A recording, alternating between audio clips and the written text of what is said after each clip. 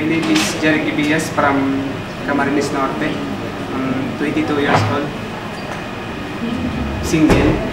Ako si Julius Ferrer, 42 years old, nakatira po sa Barangay Singkamas, Makati.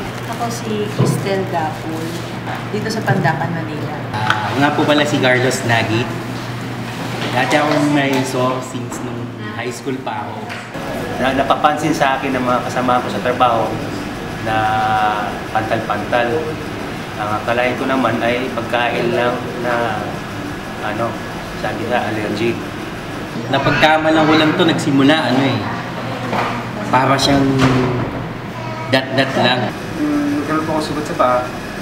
Anti-misal natin, hindi kaya puro wala nangyayari. Sugat ko kasi hindi man lumiliit, ganun pa rin yung malaki. Ito, mga 70% na ng body ko cover na.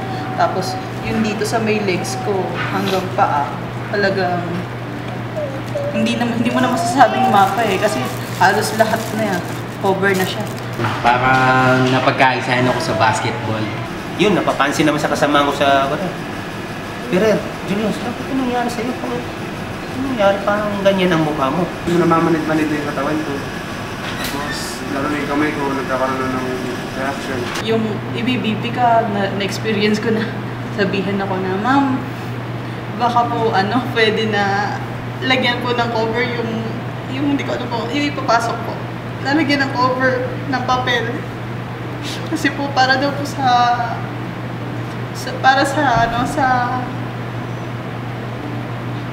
protection daw po ng ibang patient.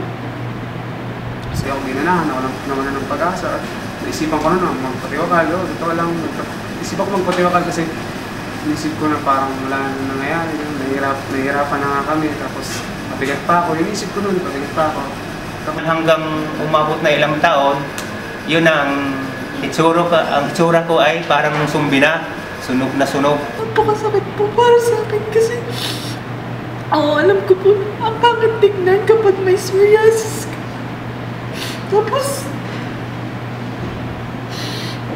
Tapos yung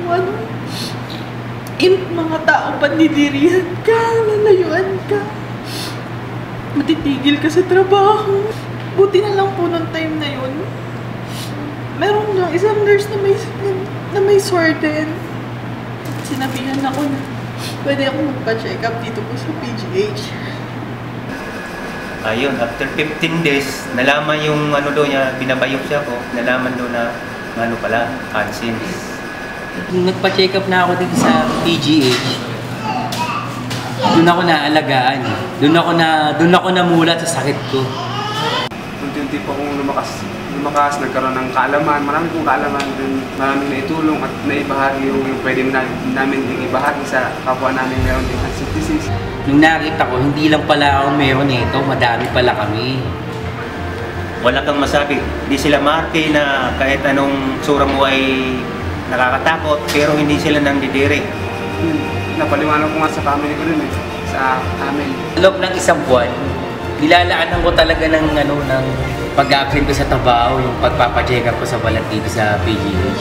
Maganda po yung servisyo ng mga doktor. Kasi dito ako nagkaroon ng comfort.